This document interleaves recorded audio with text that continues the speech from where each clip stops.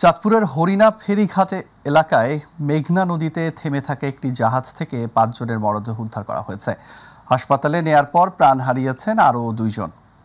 MV আল বাখেরা নামের জাহাজটিতে এই ঘটনা ঘটে। হত্যাকাণ্ডের কারণ ও বিস্তারিত তথ্য এবং তাদের নাম পরিচয় এখনও জানা যায়নি বলে জানিয়েছে পুলিশ। চাঁদপুর প্রতিনিধি মনোয়ার কাদরের পাঠানো তথ্য ভিডিও চিত্র নিয়ে রিপোর্ট করছেন ইলিয়াস কমল। রোববার চট্টগ্রাম কাফকো থেকে সারবোঝাই কার্গো জাহাজটি সিরাজগঞ্জের উদ্দেশ্যে রওনা দিয়েছিল। এদিন রাত থেকেই জাহাজটির সন্ধান পাচ্ছিল না নৌযানটির মালিক এইচপি এন্টারপ্রাইজ। সোমবার দুপুরের পর চাঁদপুর সদর থানার মেঘনা নদীতে নোঙর করা অবস্থায় পাওয়া যায় জাহাজটি। প্রত্যেকটা স্টাফের মারছে এবং কুপাইছে। তারটা স্টাফ মাস্টার, ওই জাহাজের মাস্টার আমাদের মাস্টারের কাছে বললো যে জাহাজের স্টাফের এমনভাবে কুপাইছে যে স্টাফ সব মরে গেছে। হয়তো কোনো কারণে তাদের সাথে বনমালা মলে নাই, যার কারণে এখানে এসে এদের উপরে আঘাত করলে ৫ জন লোক জায়গায় মারা গেছে। বিশেষ করে এই সিজনটা যখন কুয়াশার সিজন আসে, শীতের সিজন আসে, তখন এই মাঝের চর নামক এলাকায় এখানে যতক্ষণই চলুক রাত্রেবেলায় জাহাজ চালানটা অনিরাপদ। সাধারণত রাত্রেবেলা আমরা যখন এখানটা পার হয় তখন এরকম ভয়ের মুখে পার হতে হয় যে কখন ডাকাত উঠে পড়ে। খবর পেয়ে কোস্টগার্ড, পুলিশ ও নৌ পুলিশ ঘটনাস্থলে গিয়ে ৫ জনের মরদেহ ও ৩ জনকে গুরুতর আহত অবস্থায় উদ্ধার করে। জাহাজের সার খোয়া না যাওয়ায় হত্যার কারণ নিয়ে স্পষ্ট নয় পুলিশ। নৌ পুলিশের চাঁদপুর অঞ্চলের পুলিশ সুপার জানিয়েছেন, জাহাজে থাকা ব্যক্তিদের দেশীয় অস্ত্র দিয়ে আঘাত করে হত্যা করা হয়েছে। পূর্ব শত্রুতা থেকে এই ঘটনা ঘটতে পারে বলে ধারণা করছেন তিনি। আমার কাছে প্রাথমিকভাবে যেটা মনে হচ্ছে, যদিও তদন্তাধীন বিষয়, তারপরেও যেটা মনে হচ্ছে পূর্ব শত্রুতামূলক কোনো বিষয় এখানে জড়িত থাকতে পারে। না হলে এভাবে নৃশংসভাবে এই হত্যাকাণ্ড ঘটানোর কোনো কারণ আছে বলে মনে হচ্ছে না। চাঁদপুর কোস্টগার্ড জানিয়েছে, হাইমচর উপজেলার মেঘনার ঈশানবালা এলাকার পণ্যবাহী জাহাজ এমভি আল বাখেরা থেকে মরদেহগুলো উদ্ধার করা হয়। তাদের শরীরে দেশীয় অস্ত্র দিয়ে আঘাতের চিহ্ন রয়েছে। এখানে নিয়মিত টহল চলে আর কি, আমাদের কোস্টগার্ডেরও চলে, আমাদের নৌ পুলিশেরও চলে। তবে আজকের এই ঘটনা পরে আমরা বিশ্বাস করি, আমরা মনে করি যে এখানে যে নিরাপত্তা যেটা আছে সেটাকে আরো বাড়াতে হবে। জাহাজটিতে ৮ জন নাবিক ছিলেন। ইলিয়াস কমল, মাই টিভি। মানবতাবিরোধী অপরাধের অভিযোগে সাবেক প্রধানমন্ত্রী শেখ হাসিনাকে ফেরত পাঠাতে ভারতের কাছে চিঠি পাঠিয়েছে বাংলাদেশ। দুপুরে পররাষ্ট্র উপদেষ্টা মোহাম্মদ তৌহিদ হোসেন সাংবাদিকদের তথ্য জানান। সকালে স্বরাষ্ট্র উপদেষ্টা অবসরপ্রাপ্ত লেফটেন্যান্ট জেনারেল মোহাম্মদ জাহাঙ্গীর আলম চৌধুরীও একই কথা জানিয়েছেন। পররাষ্ট্র উপদেষ্টা বলেন, সাবেক প্রধানমন্ত্রীকে বিচারের সম্মুখীন করার জন্য বাংলাদেশে ফেরত চেয়েছে, এটা ভারতকে জানানো হয়েছে। তিনি আরও বলেন, এই বিষয়ে ভারতকে নোট ভার্বাল পাঠানো হয়েছে।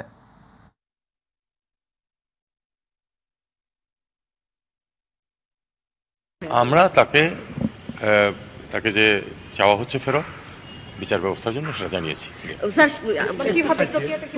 না, একটা নোট ভার্বাল দিয়ে। হ্যাঁ, না, ভারত সরকারকে। Thank you. ছাত্র জনতার আন্দোলনে পালিয়ে যাওয়া সাবেক প্রধানমন্ত্রী শেখ হাসিনাকে ফেরত চেয়ে ঢাকার পাঠানো কূটনৈতিক নোট পাওয়ার তথ্য নিশ্চিত করেছে ভারত। সোমবার দেশটির পররাষ্ট্র মন্ত্রণালয়ের মুখপাত্র রণধীর জয়সওয়াল এই তথ্য নিশ্চিত করেছেন। ভারতের ইংরেজি দৈনিক ইন্ডিয়া টুডেতে এক প্রতিবেদনে এই তথ্য জানানো হয়েছে। এতে বলা হয়েছে, নোবেল বিজয়ী ডক্টর মোহাম্মদ ইউনূস নেতৃত্বাধীন বাংলাদেশের অন্তর্বর্তী সরকারের কাছ থেকে ক্ষমতাচ্যুত প্রধানমন্ত্রী শেখ হাসিনাকে ঢাকায় প্রত্যর্পণের বিষয়ে একটি আনুষ্ঠানিক চিঠি পেয়েছে ভারত।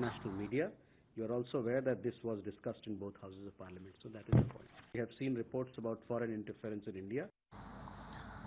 রোহিঙ্গাদের কোনো অবস্থায় দেশে প্রবেশ করতে দেয়া হবে না, তবে মিয়ানমারের যুদ্ধ চলায় যারা প্রবেশ করছে তাদের মানবিক দৃষ্টিতে দেখা হবে বলে জানিয়েছেন স্বরাষ্ট্র উপদেষ্টা অবসরপ্রাপ্ত লেফটেন্যান্ট জেনারেল জাহাঙ্গীর আলম। সকালে বিজিবি দিবস 2024 উপলক্ষে পদক প্রদান অনুষ্ঠানে তিনি কথা বলেন। উপদেষ্টা আরও বলেন, বিডিআর বিদ্রোহের ঘটনায় 7 সদস্যের কমিশন গঠন করা হয়েছে।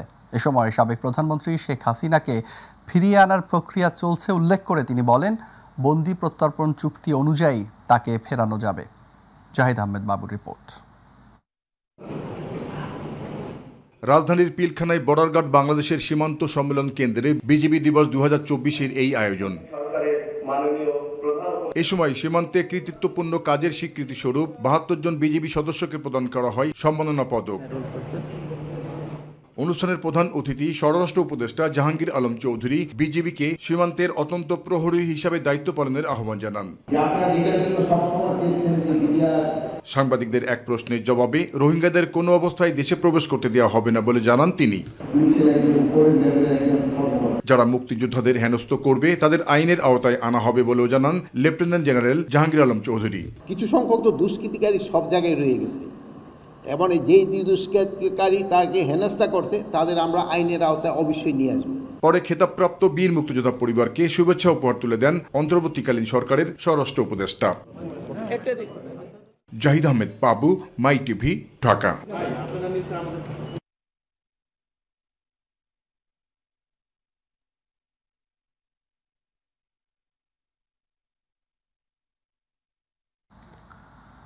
দীর্ঘদিন মৃত্যুর সাথে লড়াই করে অবশেষে শহীদ হলেন 5ই আগস্ট গুলিবিদ্ধ হওয়া 12 বছর বয়সী মাদ্রাসা ছাত্র আরাফাত হোসাইন। রবিবার রাত 10:30টার দিকে রাজধানীর সম্মিলিত সামরিক হাসপাতালে শেষ নিঃশ্বাস ত্যাগ করেন আরাফাত। সোমবার বিকেল 3টায় কেন্দ্রীয় শহীদ মিনারে জানাজা হয় জুলাই অভ্যুত্থানের এই শহীদের। জানাজায় উপস্থিত ছিলেন অন্তর্বর্তী সরকারের উপদেষ্টা নাহিদ ইসলাম, সমন্বয়ক সার্জিস আলম সহ বিশিষ্ট ব্যক্তিরা। বিস্তারিত এসএম তানভীরের রিপোর্টে।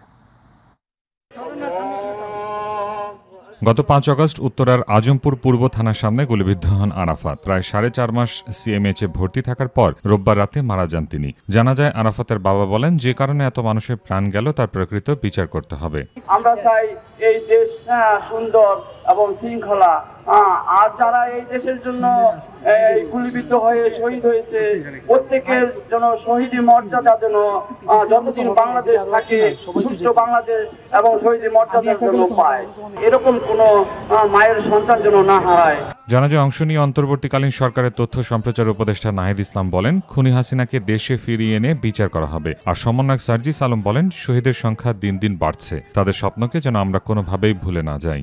কোন লক্ষ্য, কোন স্বপ্নগুলোকে সামনে রেখে আমার ভাইরা জীবন দিল অকাতরে, আমার ভাই বোনেরা রক্ত দিল অকাতরে, আমরা যেন আমাদের জায়গা থেকে সেই স্বপ্নগুলোর সাথে বিন্দুমাত্র বিশ্বাসঘাতকতা কেউ না করি। যারা ইন্ডিয়াতে আশ্রয় নিয়েছে এবং ভাবছে যে বাংলাদেশকে তারা বাইরে থেকে অস্থিতিশীল করবে, তাদেরকে বলবো যে বিচারের সম্মুখীন হওয়ার জন্য মানসিকভাবে প্রস্তুতি নিন। শেখ হাসিনা বাংলাদেশে আসবে কেবলমাত্র বিচারের মুখোমুখি হওয়ার জন্য, ফাঁসির কাস্টে ঝোলার জন্য। জানাজায় উপস্থিত ছিলেন আমার দেশ পত্রিকার সম্পাদক মাহমুদুর রহমান। গণতন্ত্র প্রতিষ্ঠায় শহীদদের ভূমিকা তুলে ধরে তিনি বলেন, তাদের যে আকাঙ্ক্ষা তা এগিয়ে নিতে সরকার সহ সবাইকে কাজ করতে হবে।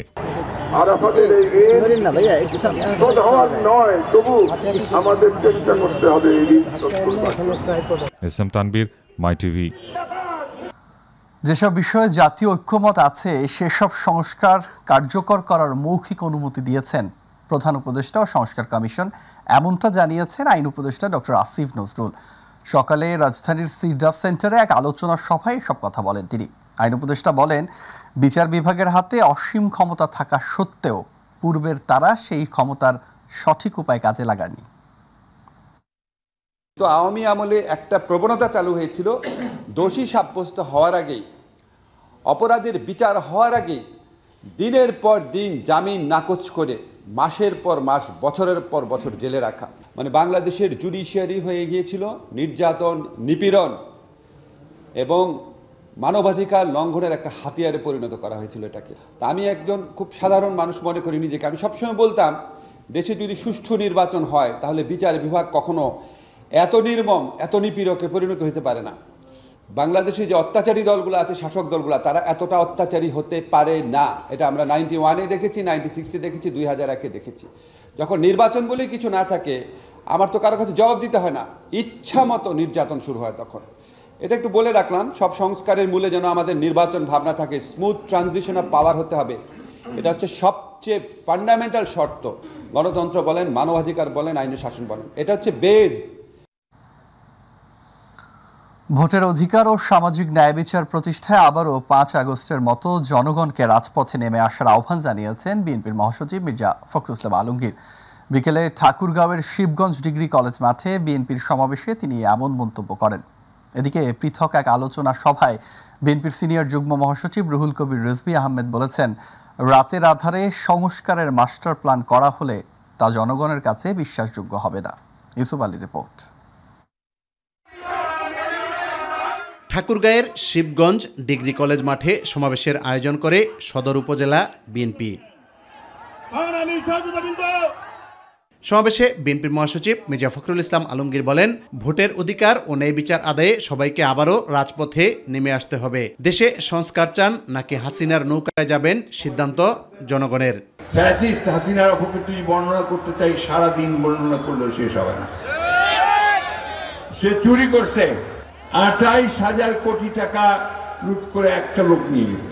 প্রতি বছর 12,000 কোটি টাকা করে আপনার বিদেশে পাচার করছে। আর আমরা খাবার পাই না, আমাদের লোকজন বেতন পায় না। আপনারা কি সত্যি সত্যি পরিবর্তন চান, নাকি আবার ওই আওয়ামী লীগের নৌকাতে ফিরে যেতে চান? চান নাকি? তাহলে কিন্তু ওই যেমন 5ই আগস্ট সবাই মিলে রাস্তায় নামছিলেন, তবে আবারও সেই মতো ঐক্যবদ্ধ হয়ে রাস্তায় নামতে হবে। রাস্তায় নামতে হবে নিজের অধিকার আদায়ের জন্য। তিনি বলেন, ধর্মকে পুঁজি করে ভারতের সহায়তায় ফায়দা লুটতে চায় আওয়ামী লীগ।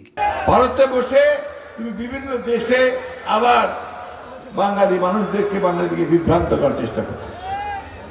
আর দুঃখজনক ভাবে এই কথা বলার চেষ্টা করতেছ যে আমাদের এখানে আমাদের হিন্দু সম্প্রদায়ের ভাইদের উপরে নাকি অত্যাচার হচ্ছে, নির্যাতন হচ্ছে। এরা বিভ্রান্ত করতেছে, বিশ্বকে জানাতে চায় যে বাংলাদেশে যেটা হয়েছে এটা জনগণের বিদ্রোহ নয়, এটা হচ্ছে কিছু উগ্রবাদীদের বিক্ষোভ। এদিকে নয়াপল্টনে বিএনপির কেন্দ্রীয় কার্যালয়ে বেগম খালেদা জিয়ার রোগ মুক্তি কামনায় মুক্তিযোদ্ধা দল আয়োজিত মিলাদ মাহফিলে দলের সিনিয়র যুগ্ম মহাসচিব রুহুল কবির রিজভী আহমেদ বলেন, সংস্কার বিষয়ে স্বচ্ছতা ও জবাবদিহিতার মাধ্যমে সরকারকে কাজ করতে হবে। ইলেকট্রিসিটি বন্ধ করে অন্ধকারের মধ্যে সংস্কারের মাস্টার প্ল্যান করবে, তো সেটা কি একটা বিশ্বাসযোগ্য বিষয় হতে পারে? এই যে গুম কমিশনের কাছ থেকে আমরা তথ্য পাচ্ছি, অনেক গুণের সহযোগী ছিল ভারত, আজকে অনেক লোককে ছাড়ছে। এখন এটার ব্যাপারে তো একটা তদন্ত হবে। গণতন্ত্র শূন্য করা এবং শূন্য করার ক্ষেত্রে ভারতের যে দায় নেই এটা অস্বীকার করা। ইউসুফ আলী, মাই টিভি, ঢাকা। শেখ হাসিনাকে দেশে এনে বিচারের মুখোমুখি করা সরকারের দায়িত্ব। হাসিনাকে ফেরাতে ভারতকে দেওয়া চিঠি প্রসঙ্গে মন্তব্য করেন গণসংহতি আন্দোলনের প্রধান সমন্বয়কারী জোনায়েদ সাকি। সিলেটে তিনি আরও বলেন, সরকারের সব কাজে যে মানুষ সন্তুষ্ট হবে এমনটা নয়, তবে প্রত্যাশা অনেক। অংশীজনদের সাথে আলোচনা ও সংস্কারের পরেই নির্বাচন করা হবে। অভ্যুত্থানের রায় একটি ন্যূনতম রাজনৈতিক ব্যবস্থা, মুক্তিযোদ্ধাদের অসম্মান কাম্য নয়। বিকেলে সিলেটে গণসংহতি আন্দোলন সিলেট জেলা কর্তৃক আয়োজিত কেমন বাংলাদেশ চাই শীর্ষক গণসংলাপে প্রধান অতিথির বক্তব্যে তিনি এসব কথা বলেন।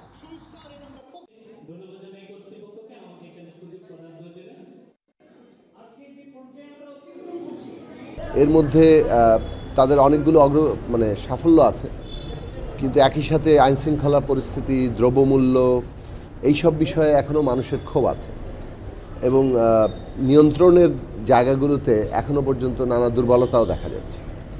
তো আমরা যেটা মনে করি যে সরকার তো আসলে এই রাষ্ট্রের বিভিন্ন প্রতিষ্ঠানের মাধ্যমেই কাজ করে। তো এই সমস্ত প্রতিষ্ঠানগুলোতে পতিত ফ্যাসিস্টদের দোসররা যেভাবে প্রতিষ্ঠানগুলোকে কোনো কোনো ক্ষেত্রে অকার্যকর করে রাখার চেষ্টা করছে, সেই সব জায়গায় সরকারকে আরও অনেক কঠোর হতে হবে এবং জনগণের প্রত্যাশা অনুযায়ী দ্রুত তাদের সমস্যাগুলো সমাধানের ক্ষেত্রে ভূমিকা পালন করার জন্য এই পুরো রাষ্ট্রশক্তিকে যতটা পুনর্গঠন করা দরকার তত দ্রুততার সাথে তারা সেটা করবেন। মিরপুর শহীদ বুদ্ধিজীবী কবরস্থানে চিরনিদ্রায় শায়িত হলেন বেসামরিক বিমান পরিবহন ও পর্যটন মন্ত্রণালয় এবং ভূমি মন্ত্রণালয়ের উপদেষ্টা এএফ হাসান আরিফ। সকাল 10:30টায় তাকে সমাহিত করা হয়। এ সময় তার ছেলে মুয়াজ আরিফ সহ বিশিষ্ট ব্যক্তিরা উপস্থিত ছিলেন। এ সময় উপস্থিত ছিলেন শিল্প উপদেষ্টা আদিলুর রহমান ও স্বরাষ্ট্র উপদেষ্টা অবসরপ্রাপ্ত লেফটেন্যান্ট জেনারেল মোহাম্মদ জাহাঙ্গীর আলম চৌধুরী। এদিকে এএফ হাসান আরিফের মৃত্যুতে আজ রাষ্ট্রীয় শোক পালন করা হয়।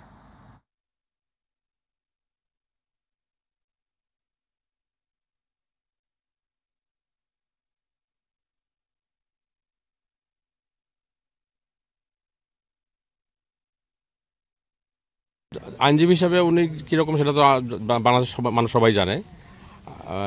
বাবা হিসাবেও আমি বলবো যে উনি এত ব্যস্ততার মধ্যেও উনি আমাদেরকে আমাদের প্রতি যে ওনার বিশেষ খেয়াল আছে বা নজর আছে সেটা আমরা অনেক কাজেই বুঝতে পারতাম।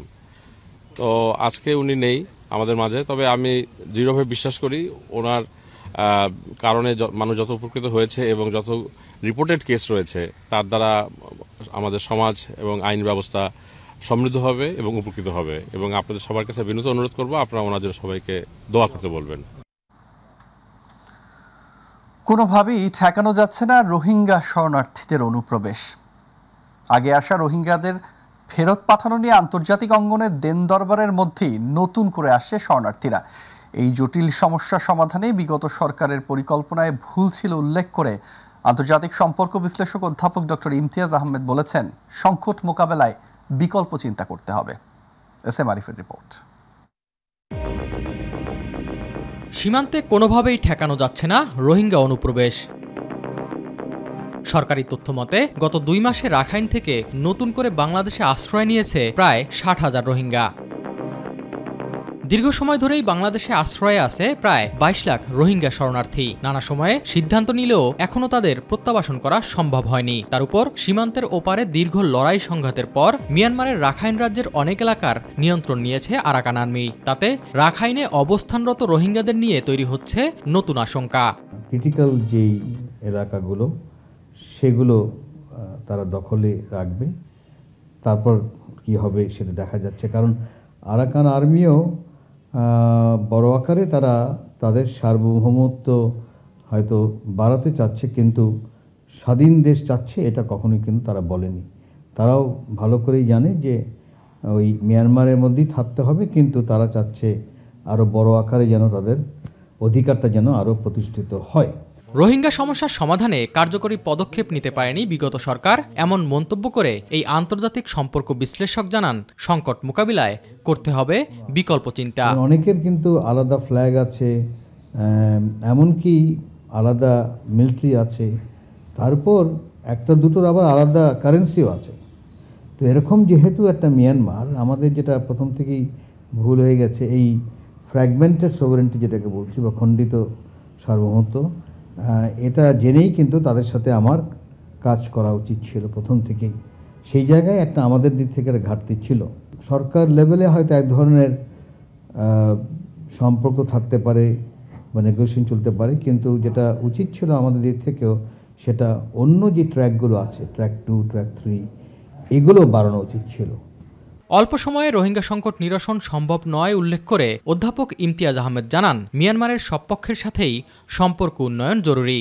আমি যদি একটার সাথে করি জাস্ট বিকজ সে আমার বর্ডারে আছে বলে, তাহলে হবে না। আমার দেখতে হবে পুরো মিয়ানমারকেই দেখতে হবে, এবং সবার সাথে যদি আমার সম্পর্ক থাকে, আসা যাওয়া করে, তাহলেই আমি ওই নেগোসিয়েশনে আমার যেই স্বার্থটা সেটা আমি মনে করি যে রক্ষা করাটা সহজ হয়। এস এম আরিফ, মাই টিভি, ঢাকা।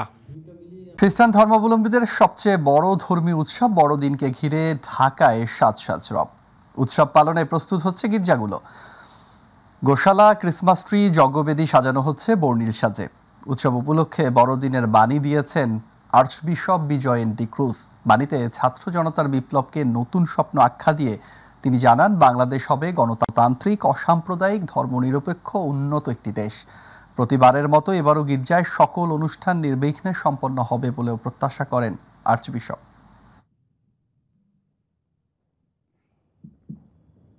আমরা অনেক প্রত্যাশা করি, অনেক স্বপ্ন দেখি, এই বাংলাদেশটা হয়ে উঠবে একটি গণতান্ত্রিক, অসাম্প্রদায়িক এবং ভ্রাতৃত্বের উন্নত একটা দেশ। আমরা প্রার্থনা করি এই সরকারের জন্যে, যাতে এই যে আমাদের নতুন স্বপ্ন আমরা দেখছি, এই স্বপ্নগুলো পূরণ হয়। জীববৈচিত্র্যের ক্ষতির কথা চিন্তা করে মৌলভীবাজার বঙ্গবন্ধু শেখ মুজিব সাফারি পার্ক প্রকল্প বাতিল করেছে একনেক। প্রধান উপদেষ্টা ডক্টর মোহাম্মদ ইউনূসের সভাপতিত্বে এনইসি সম্মেলন কক্ষে অনুষ্ঠিত জাতীয় অর্থনৈতিক পরিষদের নির্বাহী কমিটির সভায় প্রকল্পটি বাতিল করা হয়। একনেক পরবর্তী সংবাদ সম্মেলনে তথ্য জানান পরিকল্পনা ও শিক্ষা উপদেষ্টা ডক্টর ওয়াহিদুদ্দিন মাহমুদ। তিনি জানান, একনেক সভায় ১,৯৭৪ কোটি ৩০ লক্ষ টাকা ব্যয় সম্বলিত 10টি প্রকল্প অনুমোদন করেছে জাতীয় অর্থনৈতিক পরিষদের নির্বাহী কমিটি।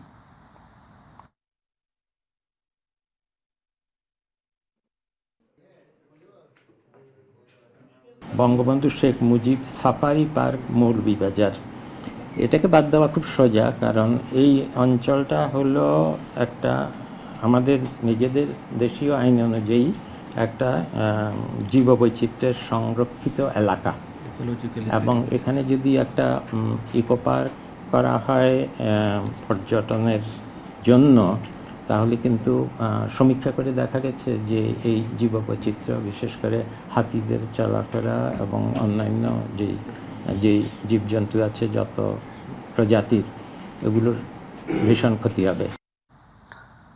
বাংলাদেশ ব্যাংকের সাবেক ডেপুটি গভর্নর শীতাংশু কুমার সুর চৌধুরী, তার স্ত্রী সুপর্ণা সুর চৌধুরী ও মেয়ে নন্দিতা সুর চৌধুরীর বিরুদ্ধে মামলা করেছে দুর্নীতি দমন কমিশন। নির্ধারিত সময়ের মধ্যে সম্পদ বিবরণী জমা না দেওয়ার অভিযোগে রোববারে মামলা করে দুদক। এর আগে দুদকের পক্ষ থেকে আবেদনের প্রেক্ষিতে বাংলাদেশ ব্যাংকের সাবেক ডেপুটি গভর্নর শীতাংশু কুমার সুর চৌধুরী, তার স্ত্রী সুপর্ণা সুর চৌধুরী ও কন্যা নন্দিতা সুর চৌধুরীর আয়কর নথি জব্দ করা হয়। গত বছরের আগস্টে এই পরিবারের সব ধরনের লেনদেনের তথ্য চেয়ে ব্যাংক ও আর্থিক প্রতিষ্ঠানে চিঠি দেয় দুদক। পিকে হালদারের আর্থিক কেলেঙ্কারিতে নাম আসায় 2022 সালে এসকে সুর সহ সংশ্লিষ্টদের বিরুদ্ধে অনুসন্ধান শুরু করে দুদক। ওই বছরের 29 মার্চে এসকে সুরকে তলব করে জিজ্ঞাসাবাদ করে সংস্থাটি।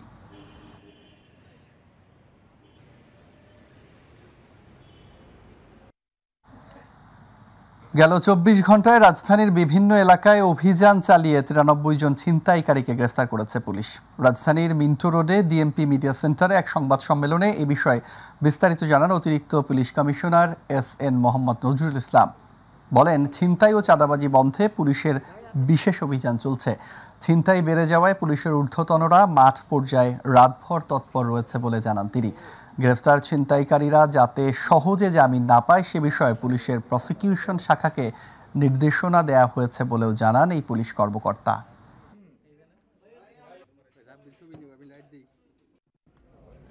এগুলো 93 জনের পেশাদার, ওইভাবে আমি বলি নাই, এর মধ্যে উল্লেখযোগ্য সংখ্যক পেশাদার আছে যারা একাধিকবার গ্রেপ্তার হয়েছে এবং জামিন পেয়েছে। কিছু জায়গা যেখানে সচরাচর ইয়ার মুভমেন্টটা কম হয়, এই সমস্ত জায়গাগুলো আমরা চিহ্নিত করতেছি, আমরা টিম লাগাইছি, এবং এই অভিযানটা যতদিন পর্যন্ত আমাদের প্রয়োজন মনে করব যে এইটা উল্লেখযোগ্য হারে এই চাঁদাবাজি বা ছিনতাইকারী এইটা কমে না আসে, ততদিন পর্যন্ত এই অভিযান আমাদের অব্যাহত থাকবে। রাজধানীর চীনমৈত্রী সম্মেলনে শুরু হয়েছে 5 দিন ব্যাপী রিহাব ফেয়ার। উদ্বোধনী অনুষ্ঠানে প্রধান অতিথি রাজুকের chairman major general Siddiqur Rahman বলেন, ফ্ল্যাট বেচাকেনায় এখনও হয়রানির শিকার হচ্ছেন ক্রেতারা। তিনি জানান, ড্যাব সংশোধনের জন্য কাজ করছে রাজুক।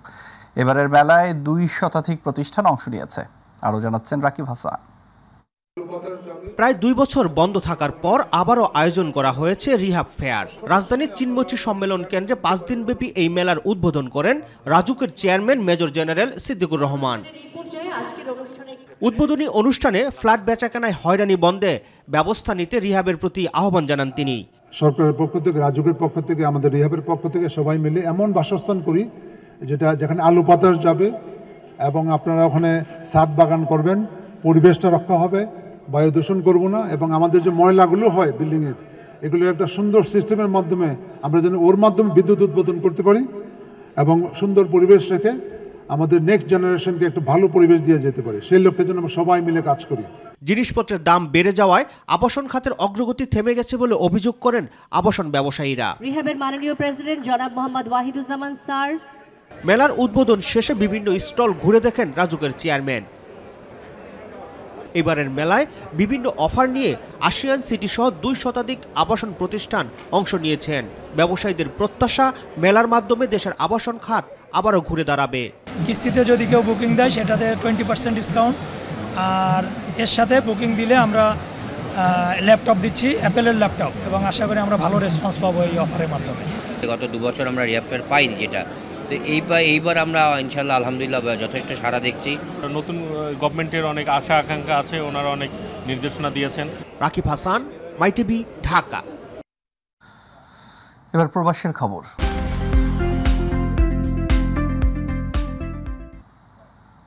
কর্মজীবনে সুস্থভাবে জীবনযাপন করতে খেলাধুলার বিকল্প নেই।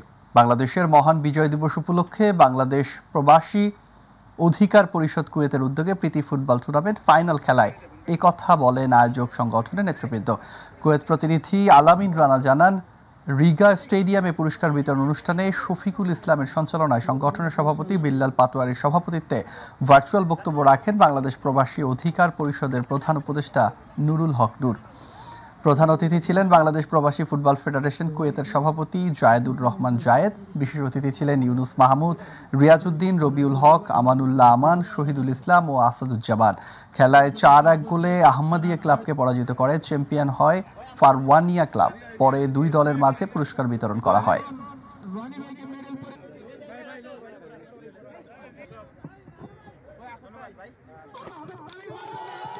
সংবাদ শেষ করব একটি পরিবারের 4 শিশুর চরম দুরবস্থার খবর দিয়ে। বাবা জেলে, মা করেছে আত্মহত্যা। বাবা মা হারিয়ে খুপড়ি ঘরে বসবাস 4 শিশুর। সবার চোখে মুখে অসহায়ত্বের ছাপ। চাঁপাইনবাবগঞ্জের গোমস্তাপুর উপজেলার রহনপুর ইউনিয়নের তেঁতুলতলা হতাংপাড়া গ্রামের গায়ে আগুন লাগিয়ে আত্মহত্যা করে মা শ্রীমতী জয়ন্তী সিং। আর জয়ন্তীকে আত্মহত্যা প্ররোচনার মামলায় বাবা পরিমল সিং রয়েছে কারাগারে। এরপর থেকেই অসহায় অবস্থায় সন্তানদের। প্রতিনিধি মনিরুল ইসলাম দোয়েলের তথ্যচিত্রে আরও জানাচ্ছেন আতিকুর রহমান তিতাস। মা বাবা হারানো অবুঝ 4 শিশু ছুটোছুটি করছে বাড়ির আঙিনায়। প্রতিবেশীদের সহায়তায় কখনো চুলা জ্বললেও বেশিরভাগ সময় তাকিয়ে থাকতে হয় অন্যের দেয়া খাবারের আশায়। স্বামী পরিমল সিং মাদকাসক্ত হওয়ায় পারিবারিক কলহ লেগেই থাকত পরিমল জয়ন্তীর সংসারে। প্রায় 1.5 বছর আগে 1 থেকে 12 বছর বয়সী 4 সন্তান রেখে গায়ে আগুন লাগিয়ে আত্মহত্যা করেন জয়ন্তী। পরবর্তীতে পুলিশ তার স্বামীকে আটক করে জেল হাজতে প্রেরণ করে। এরপর থেকেই খেয়ে না খেয়ে দিন পার হচ্ছে সন্তানদের। সকালে উঠে রান্নাবান্না সহ নানা কাজ করে শিশুদের মধ্যে বড় বোন 11 বছর বয়সী শ্রাবন্তী। পরম আদরে বাবা মা হারা ভাই বোনদের আগলে রাখছে সে। আমরা করছি নিজের বাড়িতেই থাকি, তাহলে কোনোটি আর যাবো না। আমাকে দেয় তো থেকে লিয়ে আনি, আমি তখন রান্না করে খাই। আমি নিজেই সবকিছু করি, লকড়ি করি, কষ্ট করে থাকি। আমার ভাই বোনকে নিয়ে বাড়িতেই থাকি। তীব্র শীতে মানবেতর জীবনযাপন করছে শিশুরা। অসহায় এই শিশুদের পাশে দাঁড়াতে সরকারের পাশাপাশি সমাজের বিত্তবানদের এগিয়ে আসার আহ্বান জানিয়েছেন এলাকাবাসী। কর্তৃপক্ষ যারা আছে তারা যদি এটা একটু সুদৃষ্টিতে দেখে তাকে করে, তাহলে হয়তো এই বাচ্চাগুলো একটু স্বস্তি পাবে। যদি না দেখো তো আমরাই দেখবো, দেখো নাহলে আমি চায়া খাবো, নগর মাইয়া খাবো। তাও তোমরা দেখো যে কি হারা 4-5টা ভাই বোন আছে যে মরে গেছি, তা পরে দেখা যাচ্ছে কেউই দেখে না। শিশুদের মায়ের আত্মহত্যার ঘটনার মামলার বাদী ওই ওয়ার্ডের গ্রাম পুলিশ জানে না আসলে কি কারণে তাকে বাদী করা হয়েছে। চাঁদা পাংলা ঠিক থাকে, যতদিন ওর বাবা যতদিন না ছাড়া পাবে অতদিন আমরা দেখাশোনা করছি এ পর্যন্ত। শিশুদের মধ্যে বড় হৃদয়ের বয়স 12 বছর, তারপরে শ্রাবন্তীর 11, তাপসের 5 আর সবার ছোট জয়ের বয়স 2 বছর 7 মাস। আতিকুর রহমান তিতাস, মাই টিভি।